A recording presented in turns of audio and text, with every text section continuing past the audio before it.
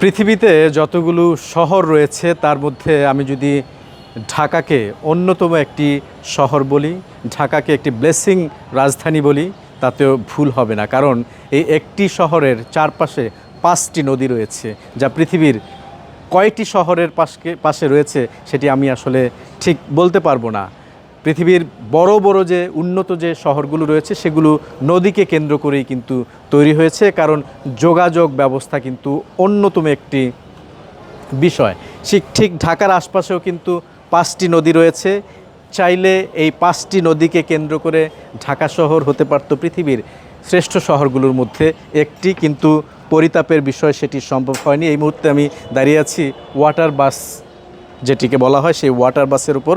একটি ওয়াটার বাসের উপর 2004 সালে তড়িঘড়ি করেই কিন্তু এই চালু হয়েছিল ওয়াটার বাস। পরবর্তীতে জানা যায় যে এর যে সম্ভাব্যতা যাচাই সেটিও ঠিকঠাক মতো হয়নি। ফলে কি হয়েছে, প্রথম দফায় 100 কোটি টাকা জলে গিয়েছে। এই মুহূর্তে 12টি ওয়াটার বাস পড়ে আছে অচল অবস্থায় রাজধানীর সদরঘাট এলাকায়, অর্থাৎ কদমতলী যে ঘাট সেই ঘাটে একটি মাত্র চলাচল করে, বাকিগুলো কিন্তু অচল অবস্থায় পড়ে রয়েছে। অথচ খরচ 100 কোটি টাকা, পুরো টাকাটি জলে গিয়েছে। ঢাকা সদরঘাট থেকে গাবতলী, আশুলিয়া, এই যে একটি রুট, আমরা বলছিলাম 4-5টি নদীকে কেন্দ্র করে একটি শহর, আশপাশে চাইলে একটি চক্রাকার অর্থাৎ রুট নৌ পরিবহন যে ব্যবস্থা, সেখানে কিন্তু একটি চমক লাগানোর মতো ঘটনা ঘটতে পারত, সরকার চাইলে করতে পারত। কিন্তু পরবর্তীতে লোকসানের মুখে এটি কিন্তু বেসরকারি যে পরিচালনা ব্যবস্থা, সেই বেসরকারি সেক্টরকেও কিন্তু দেয়া হয়েছিল, সেটিও শেষ পর্যন্ত আলোর মুখ দেখেনি। ফলে ফলাফল কি হয়েছে, ফলাফল এগুলো অচল অবস্থায় পড়ে আছে। আমরা সেই ওয়াটার বাসের গল্প করছিলাম।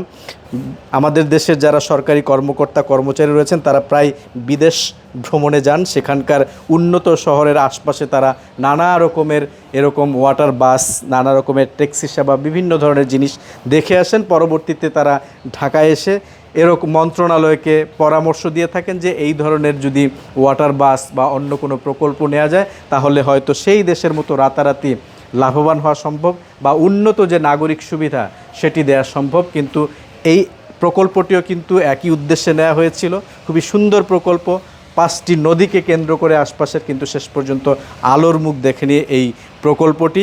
বলছিলাম যে ঢাকার কদমতলী ঘাটে অচল অবস্থায় পড়ে আছে এই ওয়াটার বাসগুলো। এই ওয়াটার বাসগুলো নিয়ে আসলে আর কোনো পরিকল্পনা রয়েছে কিনা সরকারের, সেটিরও কিন্তু কোনো উদ্যোগ বা লক্ষণ দেখা যাচ্ছে না।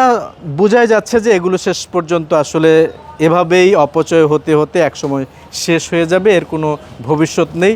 আমরা একটি প্রতিবেদনে বলছিলাম যে চালু হচ্ছে আবারও প্যাডেল চালিত স্টিমার সেবা, সেই ঐতিহ্যবাহী, কিন্তু এই ওয়াটার বাস নিয়ে সরকারের কোনো পরিকল্পনা রয়েছে নাকি এখানেই শেষ হয়ে যাচ্ছে ওয়াটার বাসের যে গন্তব্য, এটি এখন পর্যন্ত বলা যায় না। প্রথম দফায় 100 কোটি টাকা খরচ, পরবর্তীতে আরও খরচ চাইলে সরকার এই জিনিসগুলো, বিশেষ করে কয়েকটি সুপারিশ করা হয়েছিল। কারণ একজন যাত্রী সেই গাবতলী থেকে কিংবা আশুলিয়া থেকে সদরঘাট আসবেন, আর চলতি পথে এই বুড়িগঙ্গা নদী বা তুরাগ নদীর যে দুর্গন্ধ সেটি পোহাতে থাকবেন, ভাড়া দিয়ে তিনি কেন আসবেন? সুতরাং এই নিষ্কাশন ব্যবস্থা থেকে শুরু করে অন্যান্য যে ব্যবস্থা, পানির দুর্গন্ধমুক্ত করা সহ বেশ কয়েকটি সুপারিশ করা হয়েছিল, সেই সুপারিশগুলো শেষ পর্যন্ত বাস্তবায়ন হয়নি। ফলাফল এই ওয়াটার বাসগুলো অচল অবস্থায় পড়ে আছে।